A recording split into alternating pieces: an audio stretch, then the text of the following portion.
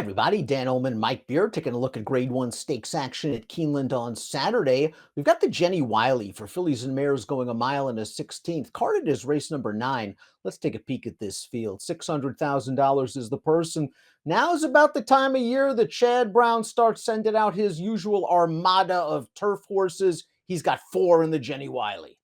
Yeah, good ones too. I mean, you're right, Dan. This is his good horses will start coming out now. It kind of feels like he wins the Jenny Wiley every year anyway. He's very well represented here. I mean, he's kind of the default position in these races anyway, but he's got 4 in here. He's got 2 really good ones, I think. Gina Romantica 3-1 on the morning line. Tepid favorite in here, recently 4th in the Breeders' Cup Mile, making her seasonal debut, as is Surge Capacity, won the Matriarch in her most recent start. Let's take a look at the Timeform US Pace Projector. It's the rare gray bar.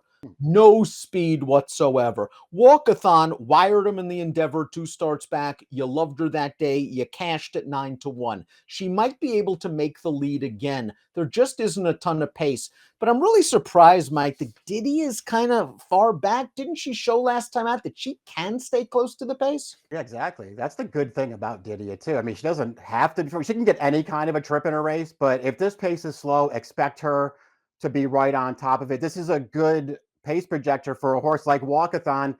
Kind of feels like she might be biting off a little more than she can chew here, Dan, against this kind of a field, but I guess an easy trip could go a long way. And she's also in very, very good form. Yes, she got the setup she needed when she won the Endeavor 2 starts back, but then she came right back in the Honey Fox at Gulfstream, and she performed very well doing it a different way, rating from off a fast pace. Here's Wathon getting up for second behind a really talented horse in Chili Flag. Chili Flag would be a price in this race, but Wathon seems like she's running herself back into form. Yeah, she is. It kind of felt like she was, before the long layoff, like she was cut out to be pretty good. And it's nice to see her actually taking steps forward and really holding her own in greater stakes competition now. That's a good horse that just ran her down last time, but this is still a significant move up in class for her.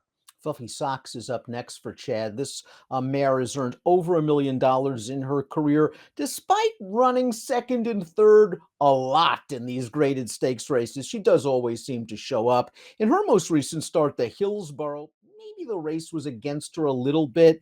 The horse on the lead, Sparkle Blue, just dropped the slowest fractions imaginable and sprinted on home to beat a couple of these. Fluffy Socks finished ahead of 3 of these in finishing third. I just don't think she was compromised as much as some of the others. Yeah, I agree. That's a race that bears watching, though. I mean, everybody was up against it in there, a race where they walked early and then sprinted late. So give Fluffy Socks, a little bit of credit there because she was making up maybe more ground than anybody else.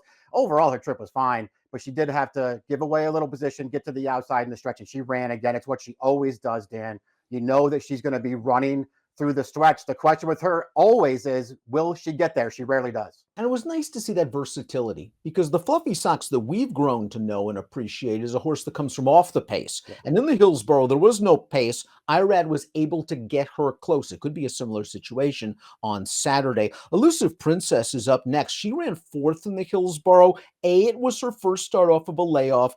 B, I think she was compromised the most by the fact that there was just no pace up front. Agreed. I think she was most compromised in that race. The layoff seemed like it had her a little bit fresh too. She didn't really want to settle, but Alvarado wanted her to settle. It just, none of it worked out for her. She still ran on a little bit at the end of that race after actually being last at the top of the stretch. Her prior form is actually really good. I mean, you have to be really concerned, Dan, that it feels like she's at her best when they just sit and make one run, and that might not work here. She also might want a little more ground than this. She's good though, man. She ran nothing but good races in France before she got here. Her Saratoga Oaks as a 3-year-old last summer. I know it was really soft turf. I know the rest of that card was canceled right after that race. She ran really big that day, though, to win impressively. I think she's super talented. It's all about what kind of trip she can pull. The good news for her potentially, though, is the weather forecast because it has been raining at Keeneland the last few days. I would assume this course is going to be less than firm, and she does do some of her best running on courses with cut in it. I think she's going to run well, but she's going to need a little bit of pace. Embrace Me is the number 4. She scored an allowance race 2 starts back. They ran her in the Hillsboro. She was 60-1. And while the race flow just didn't work to her advantage, I just wonder if she was a little bit overmatched in that field, and now she's facing tougher. Yeah, I think that's probably the right way to look at her. Huge price if you like her. She did mid-move into that slow pace last time and then sort of got outfinished by everybody in there, but this is a tougher race. Here's a Charlie Appleby Godolphin import. The number 5 English Rose has won 3 of 4 starts in her career, and I like that they've taken their time with her. She's won a hood in all 4 of her races. She seems to pull in some of them, but I think she's just maturing with each and every start. And when they stretched her out to a mile and an eighth for this race, the Balanchine, a Group 2 at Maidan, she really came with a nice kick, and she's a little bit more tactical than that as well. Yeah, I like the way that she settled early in this race. She has a pretty good finisher, very confident ride up to mid-stretch here, and then she's going to have to work a little bit to put one of her stablemates away, but she's going to put that horse away anyway. This is her first start at 9 furlongs too. I think maybe the slight cutback works to her advantage here too, Dan. I mean, I don't know what to say about her. I mean, I'm used to seeing these Godolphin Appleby horses come over and they just sort of look like maybe the horses to beat on paper. That's not the case with this one, but she's really lightly raced and there's no telling how good she could ultimately be. Well, I agree about your assessment of her class. She still has to prove it. I'm not sure what she beat in that race, Yeah. and she's going to be facing some good horses, but she does have the recency edge. Gina Romantica, this horse is banked over $1 million, and she's pretty good, and she likes Keeneland. She ran down a talented stablemate and an Italian to win the First Lady, going a mile, and then in the Breeders' Cup Mile, the trip worked out for her. Nice inside-out closer's trip. She got beat a length. She ran really well, and you just look at the page, you see all the fast races. Exactly. That little bump at the in the upper stretch there at the Breeders' Cup when she was switching out last time, but overall that trip was fine. She ran a really good race that day and did her best with it. Question for you. I mean, I think her resume speaks for itself here. She got really good last year. The First Lady last year, really nice win, fast time. She guns down in Italian. In Italian, not quite as good last year as she had been prior years. What's your take on that? It didn't seem like it the second half of the year, where I thought an Italian would have been winning races that she, in 2023, that she couldn't seal the deal in 2024. She was plenty good, let's not be wrong, Right. but Gina Romantica did take the measure of her. She ran well in the Breeders' Cup Mile. This layoff is a little bit worrisome for me. I don't know if Chad has to have her completely cranked up tight first time out of the box.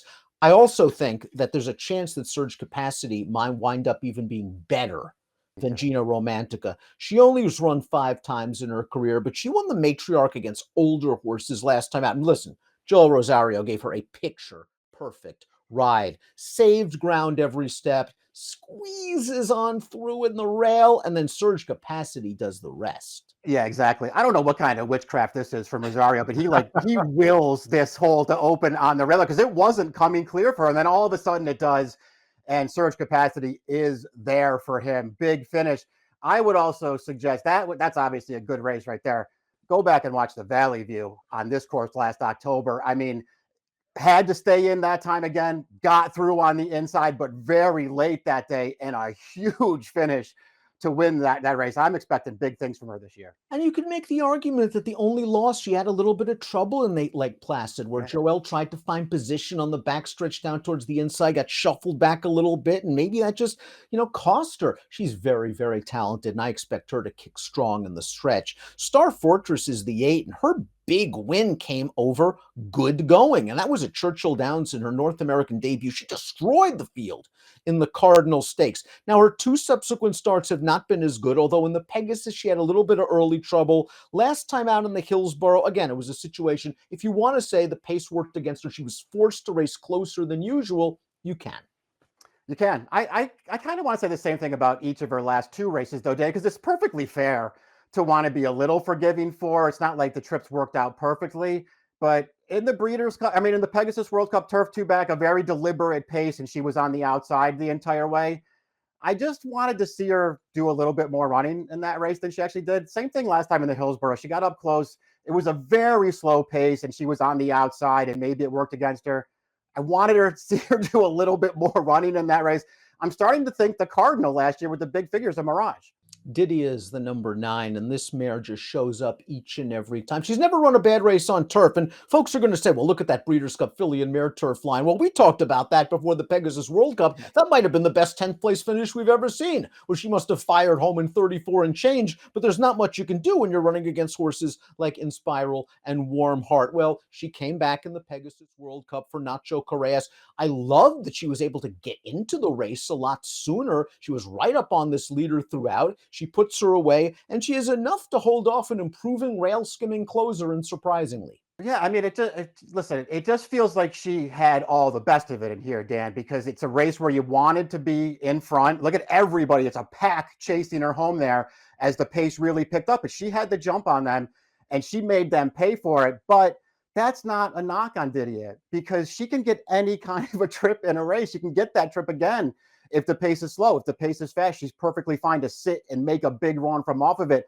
I just find it impossible to knock her. She's a really good horse. Now, the biggest price of the Chad train runners will be the 10 Butte Cachet, and she's another mare that is tactical enough to work out good trips. She did so in the Violet at Monmouth. I thought in the Athenia, all in all, it was a good trip behind a slow pace. And then in the Matriarch last time out, she got beat a length and a half to Surge Capacity, who was able to save all the ground. So I think she's a little bit underrated, but I think she might lack the upside of a Surge Capacity and maybe one or two of the others. Have nothing to add to that. I agree with all that stuff. I won't be surprised when she runs well in here, and she's going to be a great price if you like her. I just prefer other horses. Let's take a look at our top pick. This race seems to come up good every single year, the Jenny Wiley. You're going with Elusive Princess. Pace compromised last time out, has shown some ability, especially on soft turf, and will be a price. Yeah, I think there are cases, real legit cases to be made for 4 or 5 of these horses, Dan. I think it's that wide open of a race. Trips will be important, and I'm concerned that Elusive Princess won't get the good one, but she's going to be a great price in here, and I'm not so sure she isn't as talented as anybody in this field.